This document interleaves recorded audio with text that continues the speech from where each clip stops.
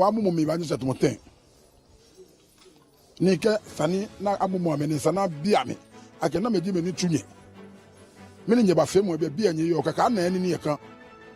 Electricity Company of Ghana calls for calm amongst residents in the Krobo enclave as it works to address the challenges associated with the purchasing of prepaid credits in the area. So when we encounter these network challenges, our plea is that people must exercise patience because we have capable men to bring the system back on board.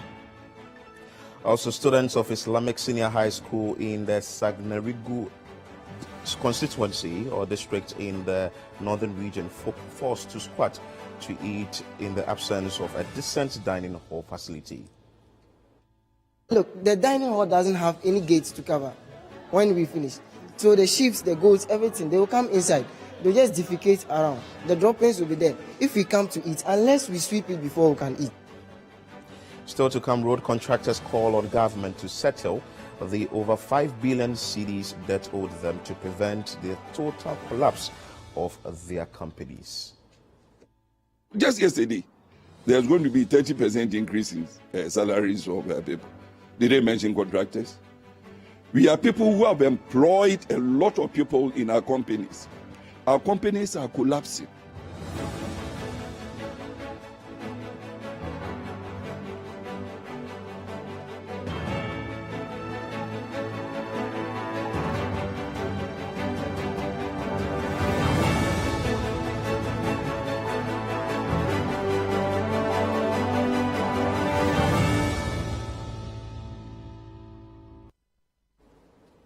CNR Extra is live on CCTV, and you can join us with your thoughts, submissions, and contributions via our WhatsApp line 0204447033, and you can join us on YouTube on CCTV with your submissions there as well. Hanson, Agyemang, happy New Week. Happy New Week, my brother. Well, it's been a good weekend. How was your weekend? I was at work, you know. Okay, it was my weekend shift, so I had to. Good for you. Keep the nation informed. And you are here today to also have a conversation. Well, on the we hope it's a that good week. Exactly. It's a new week and a good week. We hope it should be, but there is an issue at Jamestown that we need to talk about. And 10 individuals have been arrested there. That was yesterday, Sunday, following their alleged involvement in a clash that happened there. Let's bring you that insert. 10 persons have been arrested by the Jamestown police in a violent clash that took place in the area on Sunday. A car was bent with the glasses of other vehicles broken in an attack which is said to have been occasioned as a result of a chieftaincy dispute. Now, during a visit to the community, there was heavy security deployment to the Jamestown Palace following the incident. Now, City News' Ni Ayikwe Okan was there earlier and brings us more details. Ni, what do you have for us? On Sunday, the information City News gathered was that there was a violent clash between some youth of the Jamestown community as a result of some chieftaincy disputes. And per our visit to the area, we've noticed several bottles that have been broken onto the streets of Jamestown right to the palace of the chief. And per a closer look, we also noticed that the window glasses of the palace have also been broken into as a result of the fight. A car has also been bent, with other cars also having their glasses broken into. We've seen that the youth of the palace are trying to clear the mess that have been created. We've also seen heavy security personnel deployed to the area to ensure safety. But let's get in touch with the chief priest of the Jamestown Palace, who was a witness to the situation, to tell us more on this incident. When I know if I'm in your palace, Jimmy, your dear fear no fear no ye. In your palace, Beniana no, I rush it, Lolike, Langaskeba. No, many tell a lot of Moniata or Bamule, Sanamule na Bamule. No, in Docha me feel Ninjepo. No, Nibini course for Mago, Nikeno Kojuniya no palace. In Jamestown commander. Ake alu langa skeba wa palace.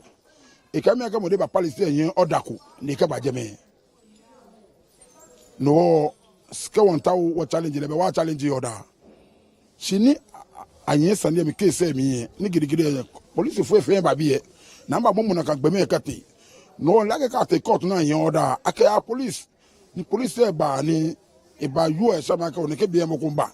Se li aka ko yin order de ke choko police e ba ba ka wala gbe ni to commander ke yin order ko ni to ke be commander le no na fi o yiku. Lojino ni ke problem ni e ba ne na pla me ke ni bi e. Asasa ma lo le ja asasa ma motos ke ni bi. O me nye ko kwa mo. Oh, amumu mi ba ni set mo ten. Ni ke sani na amumu me ni sana bia me. Ake na meji me ni tunye.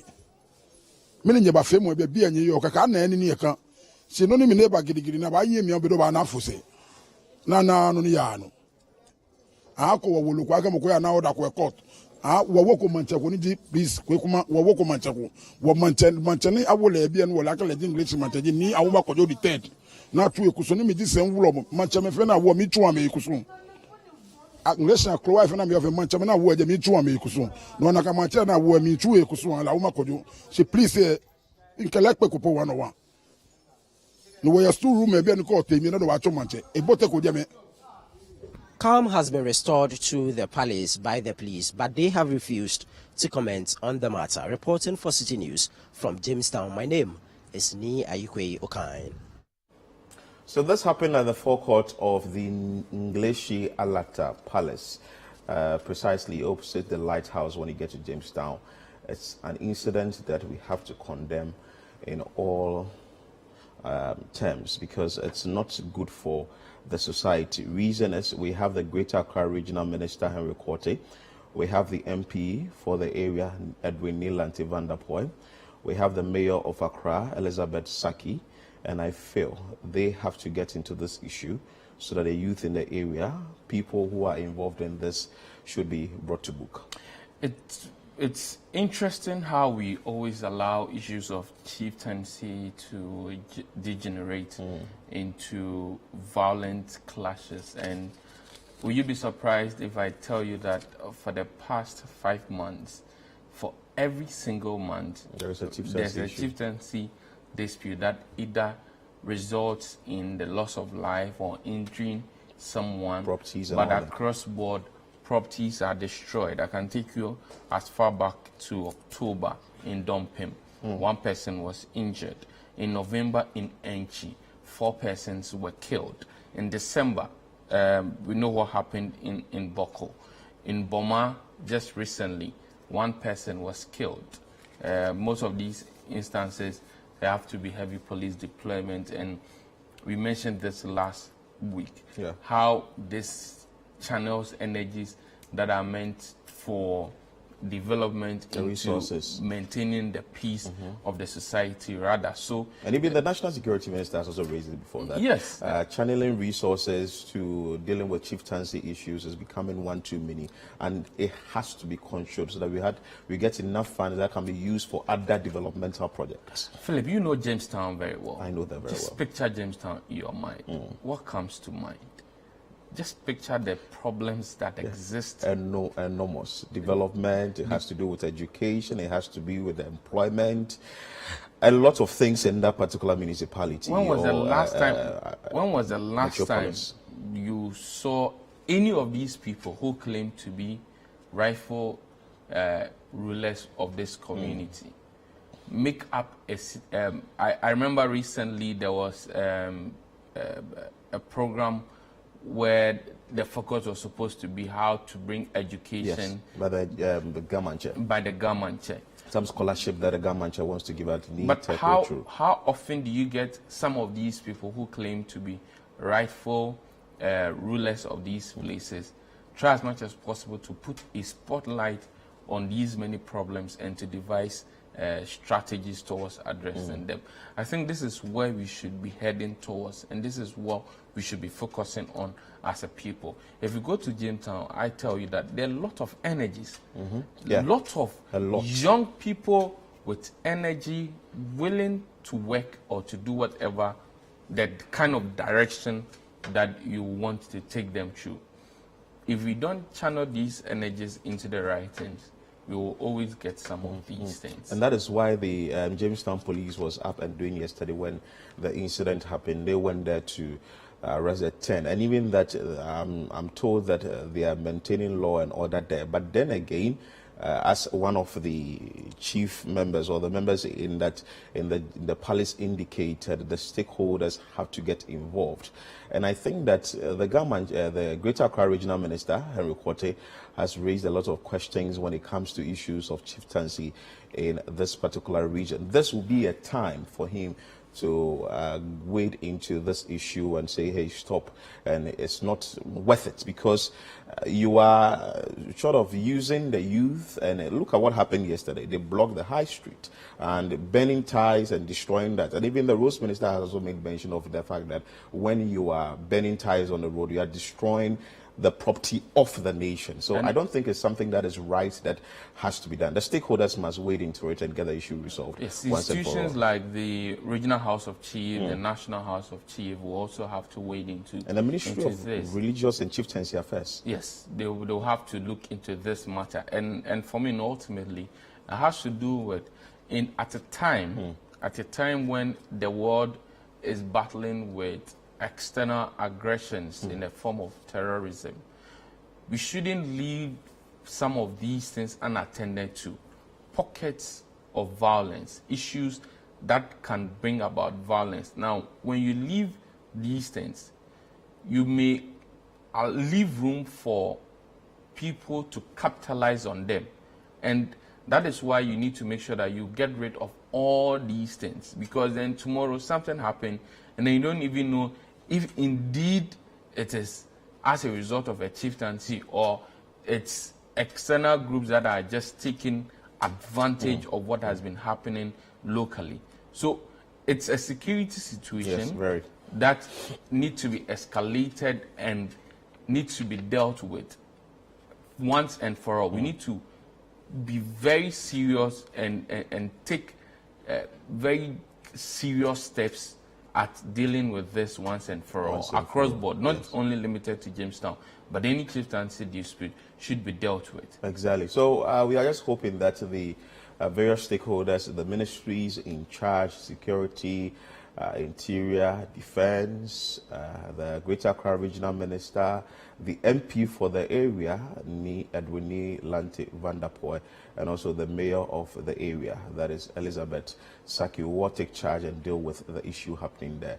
Let's move from the Greater Accra region and now move to the Eastern region, where the management of ECG Tema region is appealing to the good people of Manya and Yilo to exercise patience as it works to solve the issue of prepaid in the area. Let's bring you that insight. Management of the Electricity Company of Ghana, ECG Tema region, is appealing to the good people of Manya and Yellow Krobo to exercise patience as its engineers speed up work to rectify the network challenges in the area. This plea by the power distribution company comes after some customers seeking to purchase power onto their prepaid meters faced network challenges. Management of ECG, who have assured they will fix the challenges, are also working to expand prepaid vending stations in the Krobo enclave to improve accessibility. City News' Neoni Amate Kanaku has more in this report. The introduction of prepaid meters by the Electricity Company of Ghana to the Lower Manya and Yilo Krobo municipalities was faced with several resistance, but after months of continuous community engagement, the peace pipe has been smoked by all. As part of efforts to effectively maintain the gains made now and strengthen the good working relationship between ECG and the people of Yilo and Manya Krobo, the Electricity Company of Ghana Krobo District organized fun games between various stakeholders in the Krobo enclave. Some participants at the sporting event who told City News that the entire community have now accepted the prepaid meters, raised concerns about network issues in purchasing power credit for their meters, inadequate vending stations, and also made recommendations on how these challenges can be addressed. Prepaid need the high because we got to Awunya. It is a baby found now to our Sabacandia any problem. But say, yeah, what if Lizani, a binu your coast on in Yamakoton, Yandy, a hard drink a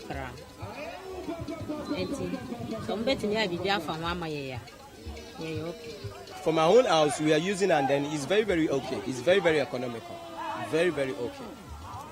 Very, very okay. I mean, we are very, very happy because at least now there's nothing like crazy bill again. We are having the prepaid.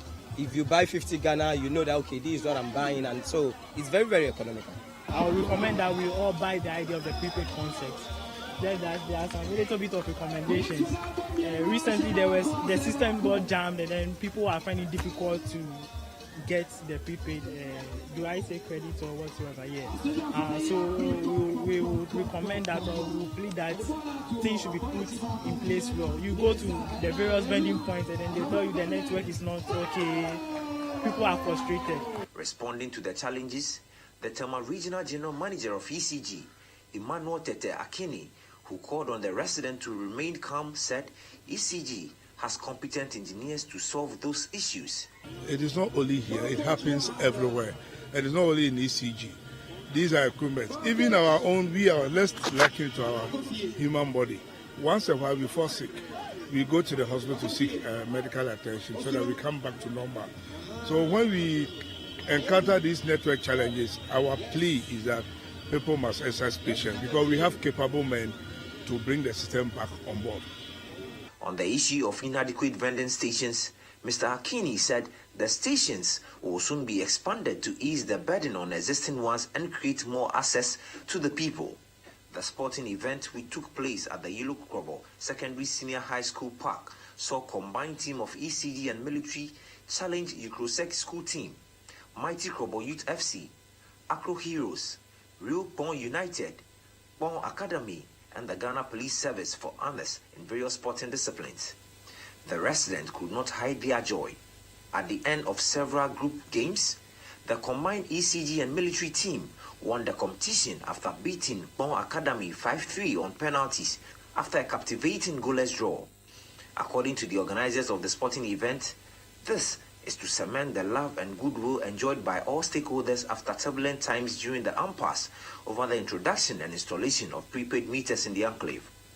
Emmanuel Tete Akini, who spoke about the importance of today's engagement, says, going forward, this will be part of the company's annual calendar. We already have a good relationship with the people. You can liken it to a married couple. At any point in time, once in a while, there is disagreement. But at the end of the day, they go and lie on the same bed. So that is what is happening. We had some misunderstanding, but we know ourselves. We've been able to organize this game. And we also ensure that this is continued. This will not be the last. At least there's a good news that the Electricity Company of Ghana is working to resolve all challenges that residents of Yilo and Manya Krobo will face, because this comes on the back of the several agitations they have been making when the company wanted to introduce the prepaid meters. Last year wasn't a cool time for the Electricity Company of Ghana at all, but it looks like they're making a headway. Yeah, neither was it for the residents of as well, yes. Manya Krobo and Lower Krobo. And unity, of course, is good, but to have a lasting unity and to forge forward, certain things will have to be admitted and be done. And we may have, and I don't think that management of ECG will only want a temporary solution to this matter, because if you look at how our utility distribution respect to electricity particularly is, often than not, you get challenges and you get problems. Sometimes you might have a network situation. Now, if you don't have a solidified unity, if I can put it that way, anytime there's a problem, frictions will also come out. And so, just the fact that the people say we smoke the peace pipe, yes. I don't think that is enough. More effort should be made. For instance, persons who were injured or shot during the impasse that existed between the Krobo residents of the Krobo enclave and the ECG and then the security. All these should be dealt with. I think proper investigations ought to go into these, and for ECG and the security agencies to identify whether or not the force that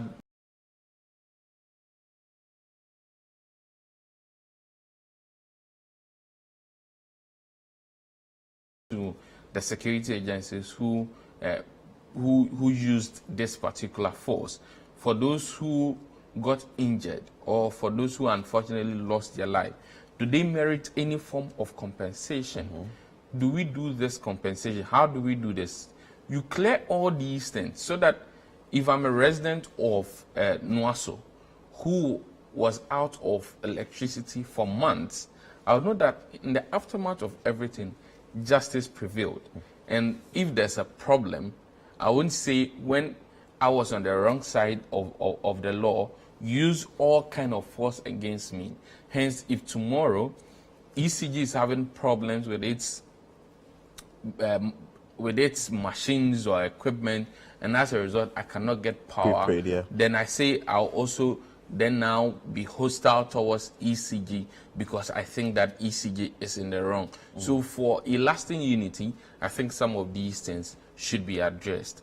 But the second thing for me is that looking at how ECG, the difficulties they went through before getting the people of Krobo to agree to the prepaid, some of these issues should be avoided. The manager was saying they are now looking at bringing more vending points. I don't think we should be thinking about that now, because you literally force the people to accept to move away from the old meters, the postpaid to the prepaid. The postpaid to prepaid.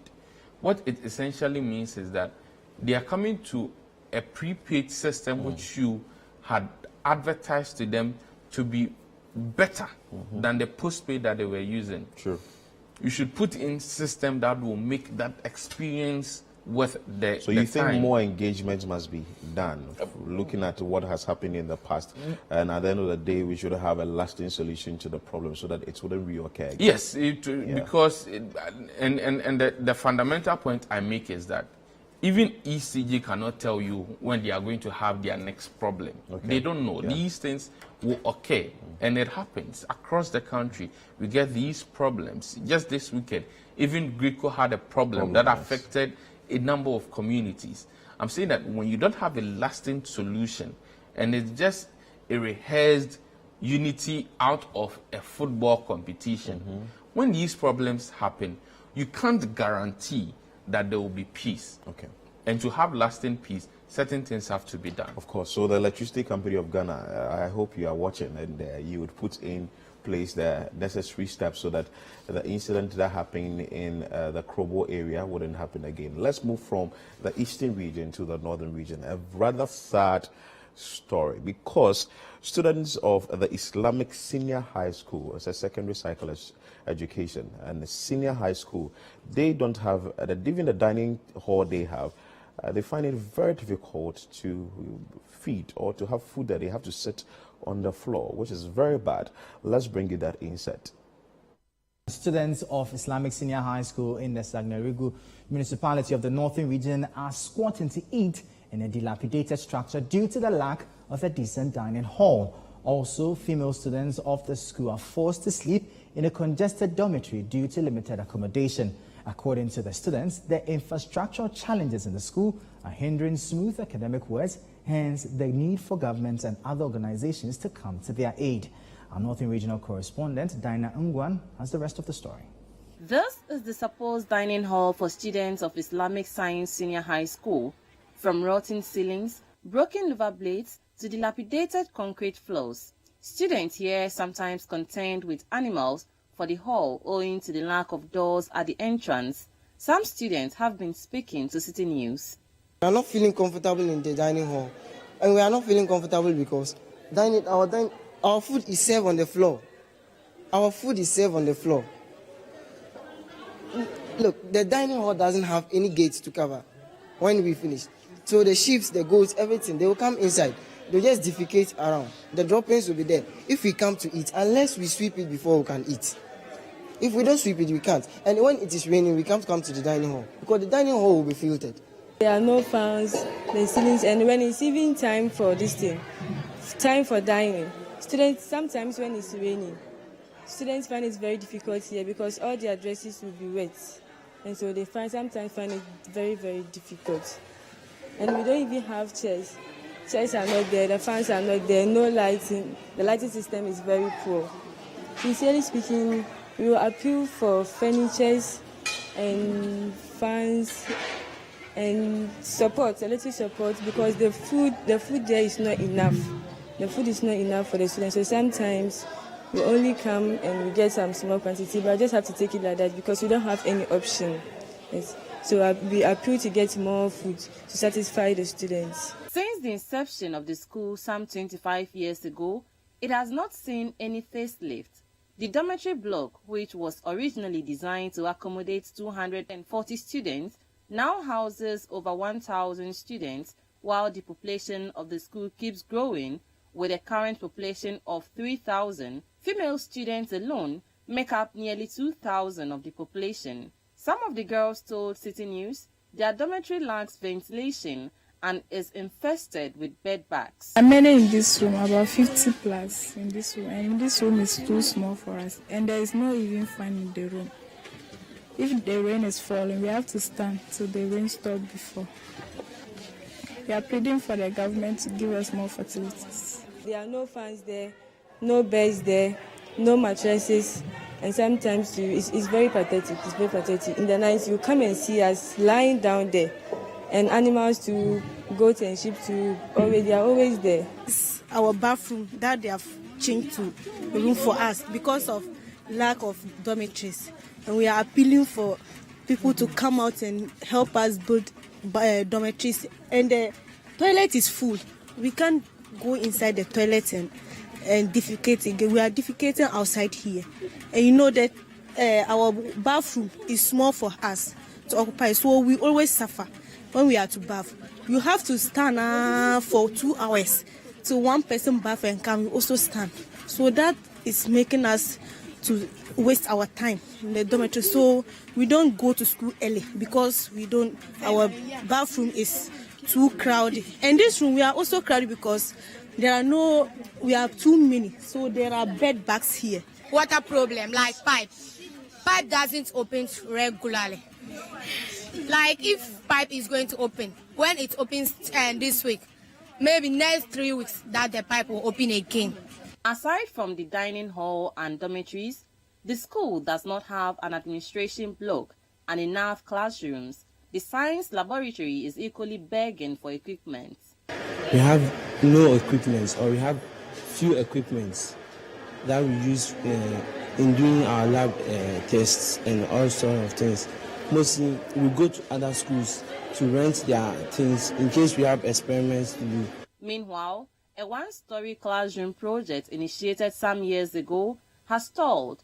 The headmaster of the school, Abdul Rahman Manan, is appealing to government and other bodies to come to the aid of the school. We don't have dining hall, we don't have the classroom block, which is at the lentil level, a story building. It's not completed. We are appealing to get funds, and for that matter, the government of Ghana to come to our aid. We are also appealing. The school has no administration block. The school has no pickup or four-wheel drive. The school has no bus. The bus that was given is 33-seater, and the population is almost 4,000. So we are appealing to the powers that be to come to our aid. The Parents-Teacher Association and some old students are also calling on the government and the Muslim community to help. The dining hall is an eyesore for now. The PTA thought a problem was a problem that we could solve, but it's beyond PTA's solution. So we are asking government to intervene to assist the school. This is very sad. It is nothing to write home about. Reason is there are various stakeholders in this country that can deal with it. This happens to be a constituency or in an area where I admire the MP very much, ABA Husseini, Al-Hassan Masheba, Al-Hassan Husseini, because of his proverbial way. So I like him so much. But this is an area that I think has to do. You can't be in a senior high school and you have to squat before you would eat, meaning there aren't chairs there. The facility is deplorable and nothing to write home about. The Ministry of Education is there.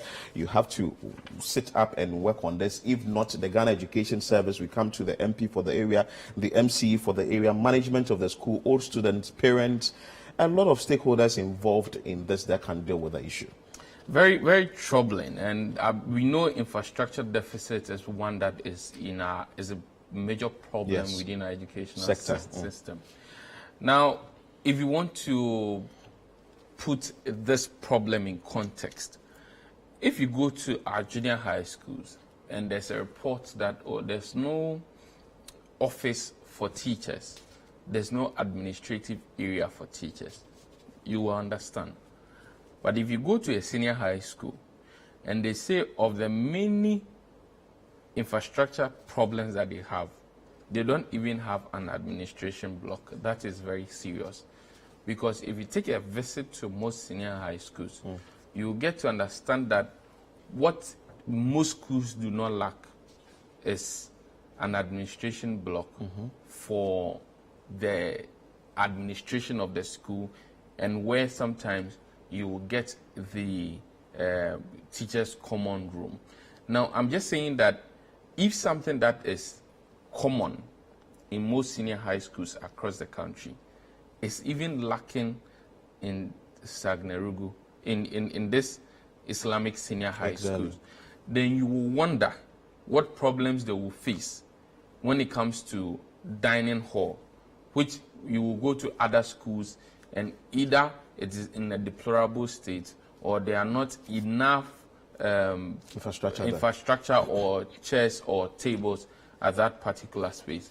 And then you would then begin to think, then where would these people be sleeping? Where would they be going to class?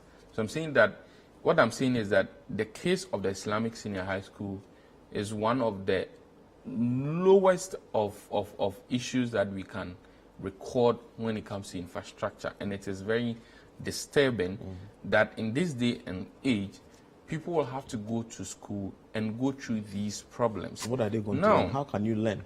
Talking about congestion, you will talk about the health impact. Now, this is a place where in the past year, we recorded issues of meningitis because of congestion in schools. And if you watch the footage very well, that small room, and they tell you about 50 people are supposed to be in that small room together. It tells you the level of health risks that we expose these students to. The child will go to school without any health problem, but may come out with health problems. Now, look at the washroom. One of the students, if she's not exaggerating, is saying that, and I don't think she's exaggerating. You have to stand for 2 hours before you get the opportunity to go to use the washroom. I attended St. James. Fair enough, we had a lot of bathrooms, but even with that, during the rush period in the mornings, when you are going to use the bathroom, you wouldn't get there and see an empty bathroom. At almost every point in time, a place will be occupied, these shared bathrooms, and you have to wait for some time. Maybe the time I'll have to wait at St. James will have to be between 1 to 2 or to 3 minutes. But if I'm waiting at St. James, I'm sure somebody at Presec is also waiting before that person uses the bathroom. Then look at the situation of the Islamic Senior High School. 2 hours may be possible. Now, if that person is spending 2 hours just to use the bathroom, what time would the person 2 hours just to use the bathroom? Other things. What time would that person come and dress up, be able to even go for the morning assembly, be able to listen to the announcement, and be able to make it to class in good form and shape to go through studies as required? It means that we are making education a difficulty for these students. and this is not of their own doing. And it's important that all relevant stakeholders, as you rightly indicated, would take steps to address this. Immediately. And it's good that at least the management of the school allow the media to capture this so that the various stakeholders outside will see whatever is happening in the school. You are still watching CNR Extra on City TV. Still to come. Road contractors call on government to settle the over 5 billion cedis debt owed them to prevent a total collapse of their companies. Kindly stay with us. We'll be back with more.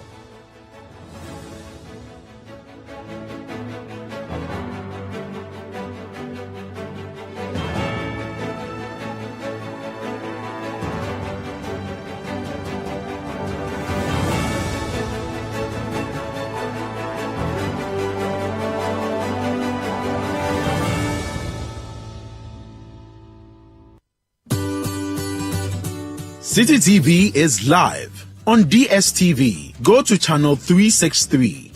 On GoTV, access City TV on channel 182. On a digital TV, please press the menu button on the remote control and run a new search on your TV. Take note that without an antenna, you cannot access City TV on your television. City TV can be accessed on a free-to-air digital box like the GoTV and Star Times box. City TV, it's your world.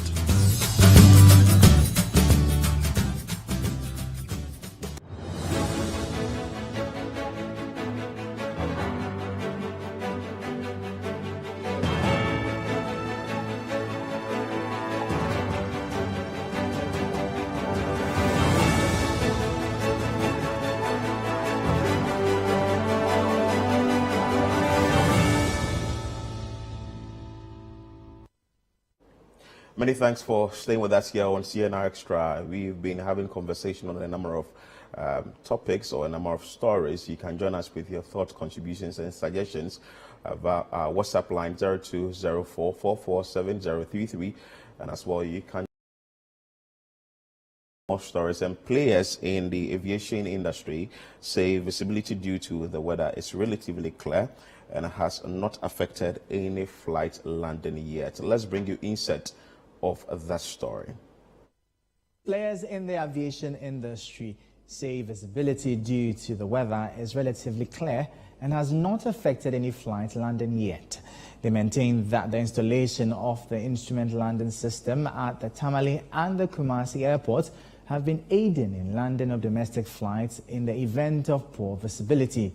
Speaking to City News, the chief pilot at Passion Air, a domestic flight airline, Captain Nasser Senari, assured passengers of safety in case of severe harmattan in the days ahead.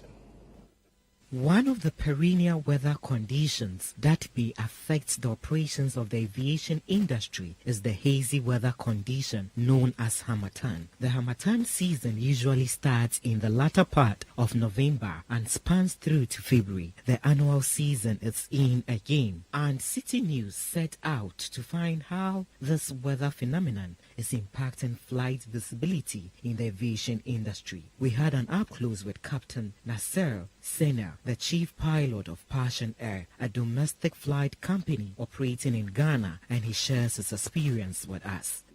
This year has been very friendly, accommodating, let me put it this way. And in the past, whereby, unlike now, whereby you have modern nav aids, being put in place, which allows you to come, lower than before. Unlike before, the nav aids that we used to use to conduct approaches to land brought you at quite a higher altitude.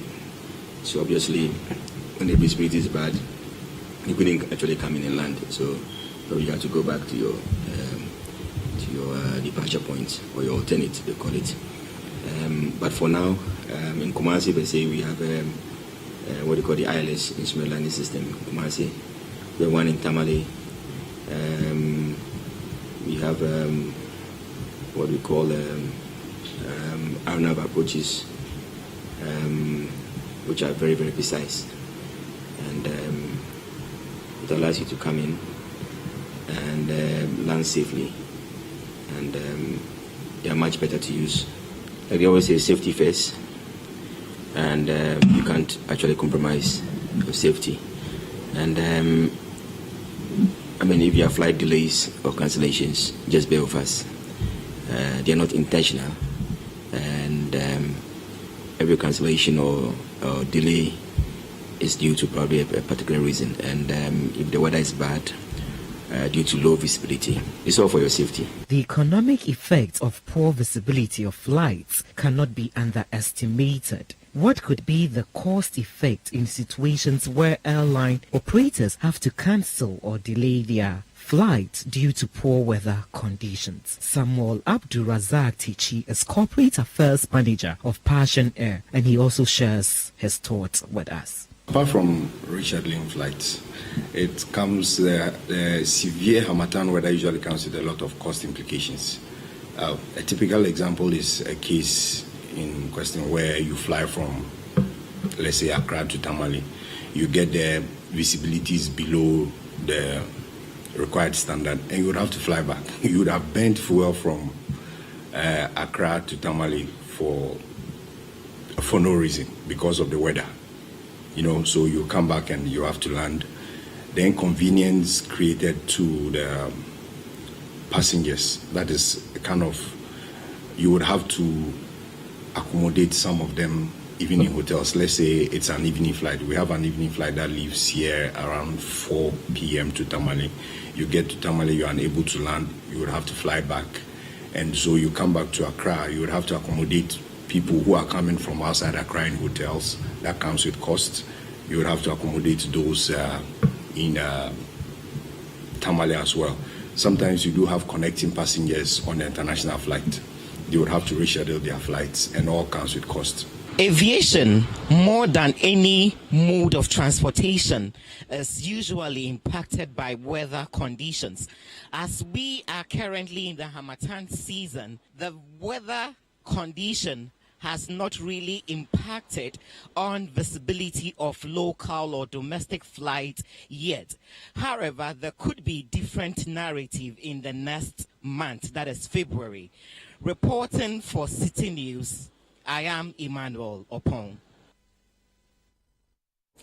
So as we wait for the month of February, in the month of January, the weather shouldn't deter you from traveling around, because players in the aviation sector are saying that it hasn't affected any landing or flights landing yet. So I think it's something, sort of an assurance to travelers who will be going to various places. Yes, and it's important, and what we understand is that there have been an installation of an instrument landing system that is helping even within this period. And if you look at the domestic aviation sector, it is one that Ghana is still trying to develop and make it more reliable means of transportation within the country. We've gotten a lot of, or some local airports, talk of Kumasi, talk of Tamale, talk of Sunyane. Recently there was Ho, and then issues of flights to the place came up. But if you look at the inflows in 2021, for instance, the number of people who were using domestic airlines increased from 423,000 to 722,000. So 423,000 in 2020, 722,000 in 2021. And a lot of people would depend on a mode of transportation based on, one, the security, and two, the reliability of it. If I want it today, can I get it and use it to my destination? And because of how aviation as a form of transportation reduces transport hours, a lot of people may want to rely upon it more for business. So if people get the notion that at every point in time, be it during Harmattan, be it during the rainy season, there are measures that have been put in place to ensure safe and reliable transportation of people, I think will only go to help the domestic aviation industry. Well, so that is good news to travelers out there who are still thinking of moving around the country and maybe other places. Let's move away from the aviation sector and go to the road sector, because it looks like the demands from road contractors wouldn't end anytime soon. And now the road contractors are asking government to pay them the over 5 billion Ghana cedis owed them, so it doesn't collapse their companies. Let's bring you excerpts, or inserts rather, of that story. Now, the Association of Road Contractors Ghana say their members are disappointed in the government for the meager disbursements made to settle debts owed them. Out of the debt of more than 5 billion Ghana cedis, the association says government only made payments of about 10%, contrary to assurances by the sector minister that a chunk of debts owed would be paid by the end of December 2022. There is more in the following report. Good roads make all of us happy. And for contractors, it's not just the joy of having good roads to ease the commute of the nation. It's also the fact that they get paid for their hard work. That is why many contractors received the assurances of the sector minister, Kwesi Amakwata, during a U-tide ceremony with a lot of joy. Contractors of this country are doing yeoman's job despite all the difficulties. And I want to assure them that government will continue to work in their interests, and all outstanding payments from now onwards are going to be done gradually from time to time, and a chunk of the outstandings are going to be effected before the end of the year, and it will continue. We've been checking in with the Association of Road Contractors Ghana to find out from them if the assurances the minister gave have been fulfilled, and if so, how significant the payments were. We were all happy that it was going to happen. So then immediately, as the National Executive met and decided to go around and see its effect, what is happening in all the various agencies, the various places where road projects are being done. And what we found out was some payment was done, but to the extent that it was very disheartening.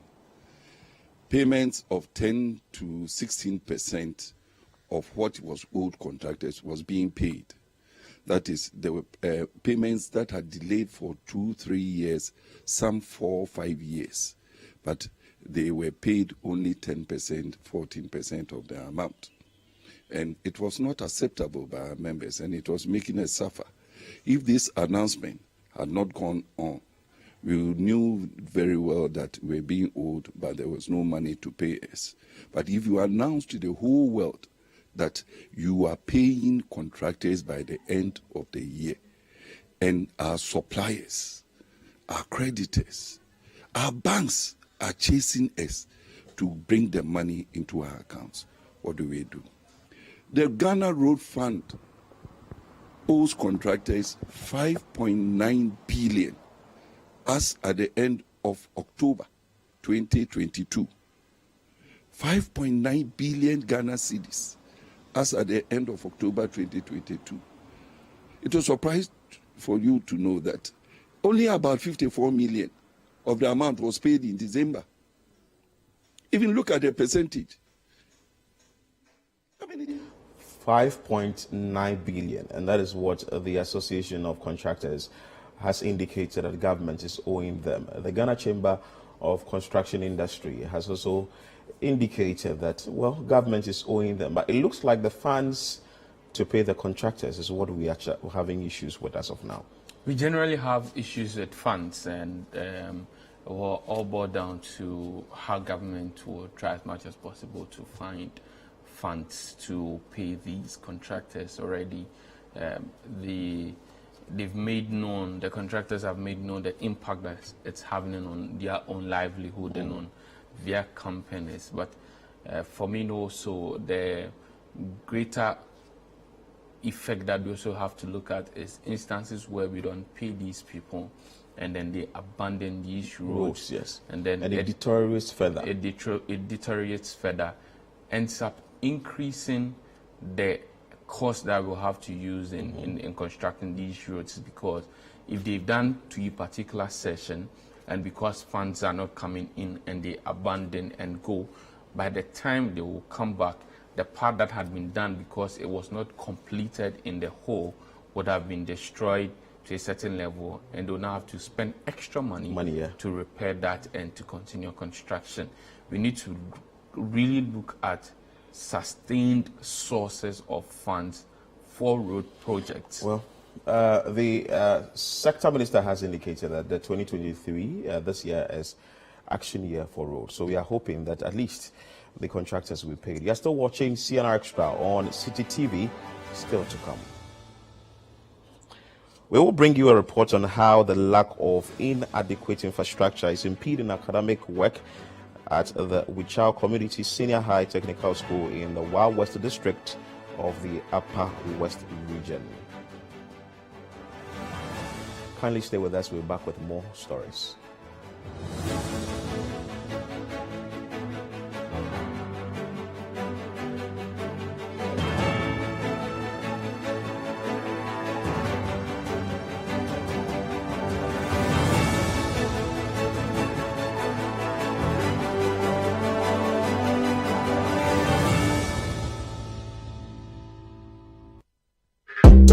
It's City on the Go. You don't have to miss any of your favorite television and radio shows on City TV and City FM. Enjoy thrilling content from your world of great television and relevant radio at your convenience. Subscribe to CityTube on YouTube. Turn on your notification button and receive prompts on our live streaming sessions and new content uploads. For easy access to the CityTube page, scan the barcode on your screens. Subscribe to the CityTube page and voila! Unlimited content awaits you. Don't forget to subscribe to CityTube for amazing content from City TV and City FM.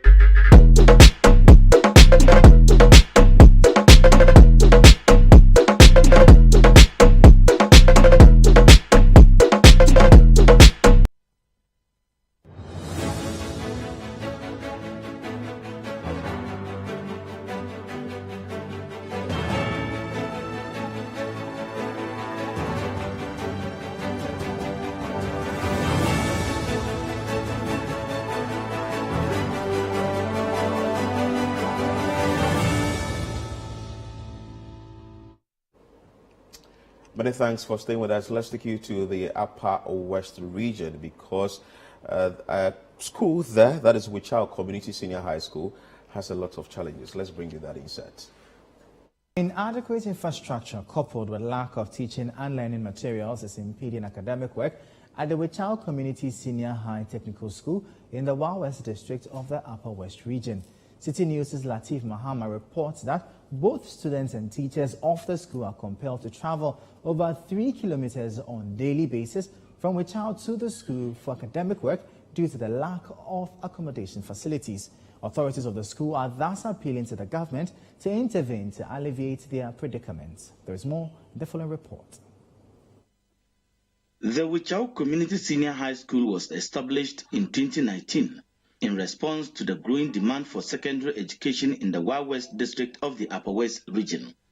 The school serves as the only alternative for technical education in the district, especially for the less privileged, mostly from deprived communities. However, since its establishment, the Wichao Community Senior High Technical School, which currently has a population of close to 300, has been operating in this rented structure. This facility serves as both administration and classroom block for the school without any accommodation for either teachers or students. The acting headmaster of the school, in a City News interview, bemoaned the challenges and appealed for urgent intervention.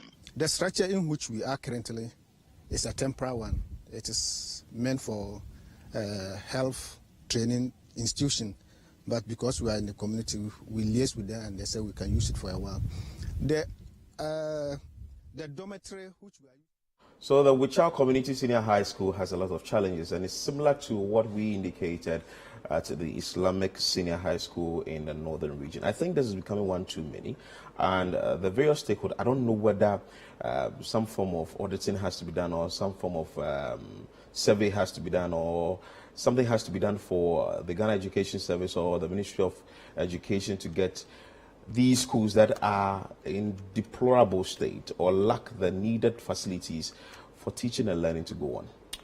Well, as I indicated earlier, the general point is that infrastructure is a problem, and in the advent of the free senior high school, we've seen enrollments increase, and to a large extent, the infrastructure that exists within these schools are not able to match up to the number of students. Yeah, that we have. Yeah. But there's the other thing of projects which are stored in these schools. So in Wichao, we didn't see that, but when we played a video of Islamic Senior High School, there was an academic facility that has stored. You go to a number of schools across the country, you get to see projects that are stored. Some spanning over decades, some about 3 or 4 governments have, come and gone,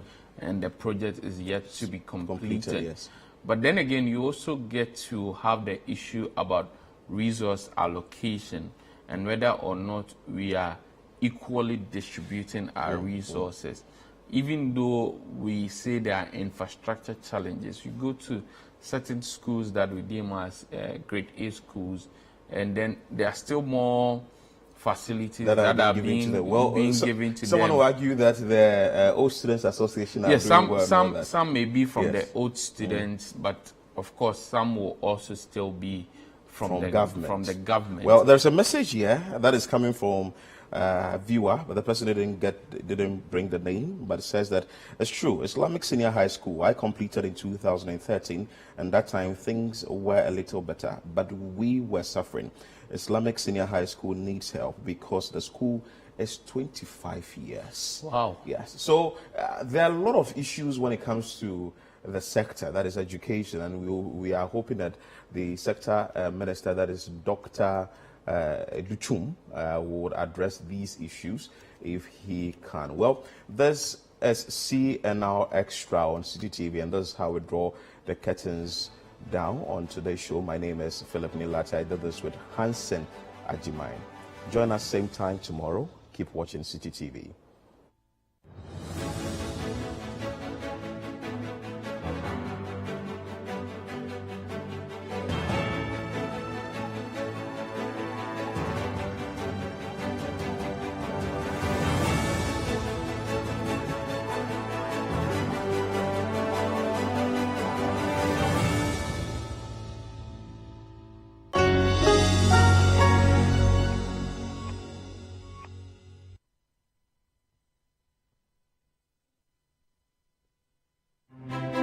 Imagine if you can get all the understanding on some of the difficult subjects you struggle with in school. As a student, do you feel dissatisfied with how hard it is to figure out the subject you're learning? Or as a parent or guardian, do you worry that your child is struggling to understand some of the subjects in school? Well, now you don't need to sign up for extra lessons or tutors. Simply tune in to Class Act, Mondays to Thursdays at 5:30 p.m. on City TV. Class Act is a show that seeks to enable senior high school students gain a much better understanding of what they learn in school.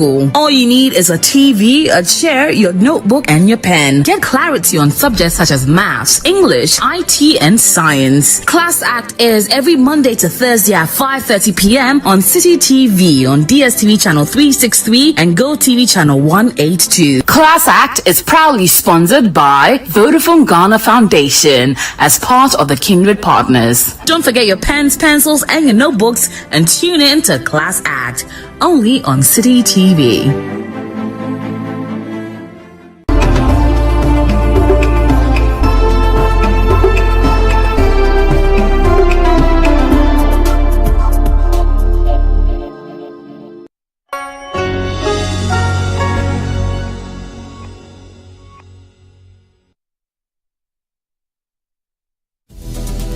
This is DW News Africa. Coming up on the program, could there finally be a solution to the drought problems in the Horn of Africa? A study finds that despite the parched expanses across Eastern Africa, there are enough reserves of water below ground to change the region's fortunes. Also coming up, we take a look at the logistical hurdles ahead of Nigeria's elections that are making some people worry whether they might even get to vote. I've been here since 8 in the morning, and after like 4 hours, someone came out and said my card is omitted. And the killing of an activist in Kenya prompts calls for justice over cases of violence within and against the LGBTQ community.